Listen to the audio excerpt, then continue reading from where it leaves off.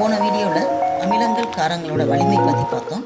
அதுக்கு நம்மளோட புக்கில் ஒரு எக்ஸாம்பிள் கொடுத்துருக்கு. அதாவது வலிமை குறைந்த அமிலமாக இருந்தால் H+ அயனிகளை கொடுத்து மாறக்கூடிய காரம் வலிமை மிக்கதாக இருக்கும். வலிமை மிக்க அமிலமாக இருந்துச்சுன்னா H+ அயனிகளை கொடுத்து மாறக்கூடிய காரம் வலிமை குறைந்திருக்கும்.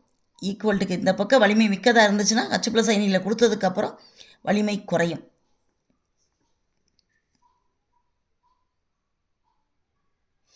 இப்போ அடுத்து நீரின் சுய அயனியாக்கம் பார்க்க போகிறோம். நீரும் அயனிகளாக தான் பிரிகை அடைந்து இருக்கும். ஃபார் எக்ஸாம்பிள் நீர் மூலக்கூறு. இந்த நீர் மூலக்கூறு எப்படி பிரியும்? H+ அயனியாகவும் OH- அயனியாகவும் பிரியும். இந்த H+ அயனி எப்போவுமே தனித்து இருக்காது. இன்னொரு நீர் மூலக்கூறுவோடு சேர்ந்து H3O+ அயனி ஹைட்ரோனியம் அயனியாகவும் OH- அயனியாகவும் இருக்கும். இப்போ இந்த நீரின் அயனி பெருக்கத்துக்கு நம்ம என்ன செய்ய போகிறோம் அப்படின்னா சமநிலை மாறிலி எழுத போகிறோம். சமநிலை மாறிலி எப்போவுமே கேன்னு போடுவோம். இங்கே நீருக்கு எழுதுறதுனால KW. அப்போ KW ஈக்குவல்ட்டுக்கு அந்த பக்கம் இருக்கிற ஆள் மேலே, இந்த பக்கம் இருக்கிற ஆள் கீழே.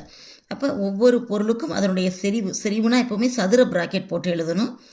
H3O+ சதுர பிராக்கெட் செறிவு, OH- சதுர பிராக்கெட் செறிவு பை H2O சதுர பிராக்கெட் செறிவு, H2O சதுர பிராக்கெட் செறிவு.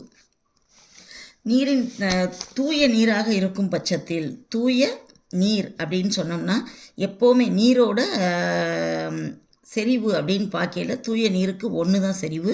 அப்போ 1ன்னு இருக்கும்போது கீழே இருக்கக்கூடிய இந்த 2 நீரோட செறிவும் 1 அப்படின்னு ஆயிரும். அப்போ அந்த மதிப்புகள் என்ன செய்யப்படும்னா இல்லாமல் ஆயிரும். கீழே 1 அப்படின்றதால அதுக்கு என்னது மதிப்பு அதான் அதே ஆன்சர் தான் கிடைக்கும். அப்போ KW H3O+ அயனியோட செறிவு பை OH- அயனியோட செறிவு.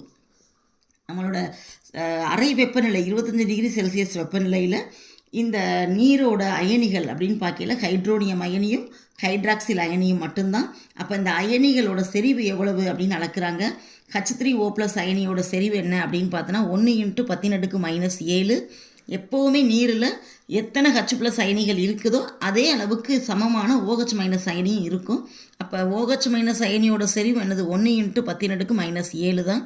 இதை ரெண்டையும் இது பண்ணோம் அப்படின்னா என்ன ஆன்சர் கிடைக்கும் அப்படின்னா KW 1 × 10⁻14 அப்படின்னு கண்டுபிடிச்சிருக்காங்க. எப்போவுமே நீரோட அயனி பெருக்கம் அப்படின்னு சொல்கிறத நம்ம என்ன சொல்லுவோம்? நீரோடைய அயனியாதல் சொல்லலாம், நீர் பிரிகை அடைதல் அப்படின்னு கூட சொல்லலாம். இந்த நீரோட அயனி பெருக்கம் அப்படின்னு சொல்லி ஒரு வெப்ப கொள்வினை.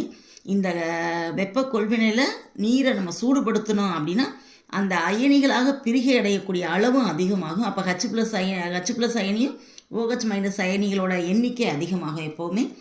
இதே நீரில் அமிலத்தன்மை உடைய ஒரு கரைசல் இருக்கும் பொழுது, அமிலத்தன்மை உடைய ஒரு கரைசலை கலக்கும் பொழுது அங்கே H+ அயனிகளோட எண்ணிக்கை அதிகமாகும். அப்போ அந்த பொருளானது அமிலத்தன்மைக்கு மாற்றப்படும். இதுவே கார பண்புடைய அமோனியம் ஹைட்ராக்சைடையோ சோடியம் ஹைட்ராக்சைடையோ கலக்கும் பொழுது அது OH அயனிகளோட எண்ணிக்கை அதிகரிக்கும். எனவே அது காரப்பண்புக்கு வழிவகுக்கின்றது. அப்படி தூய நீர் அப்படின்னு சொன்னோம்னா அதோட அயனி அப்படின்றது அயனி பெருக்கத்தோட மதிப்பு 1 × 10⁻⁻14. இந்த அயனி பெருக்கத்தை மட்டும் வச்சுட்டு நம்ம என்ன செய்ய முடியலை அப்படின்னா ஒரு அளவீடு கொடுக்க முடியல. அதற்காக சோரன்சன் அப்படின்ற அறிவியல் அறிஞர் என்ன பண்ணார் அப்படின்னா இந்த அமிலங்கள் காரங்களோட வலிமை அதனோட அளக்கிறதுக்கு ஒரு அளவீடு வடிவத்தை கொடுத்தாரு. அந்த அளவீடு தான் pH அளவீடு. pH அளவீடு அப்படின்றத எப்படி மதிப்பிடலாம் அப்படின்னு சொன்னோம்னா pH அப்படின்றது அந்த H+ அயனிகளோட எண்ணிக்கையாக இருக்கணும். அதுவே காரமாக இருந்துச்சுன்னா POH அப்படின்றது அந்த காரத்தோட OH- அயனிகளோட எண்ணிக்கையாக இருக்கணும். நெக்ஸ்ட் வீடியோவில் நம்ம சோரன்சன் pH POH அளவீடு என்ன சொன்னார், pHக்கும் POHக்கும் என்ன தொடர்பு அப்படின்றத பற்றி நம்ம பார்ப்போம். தேங்க்யூ.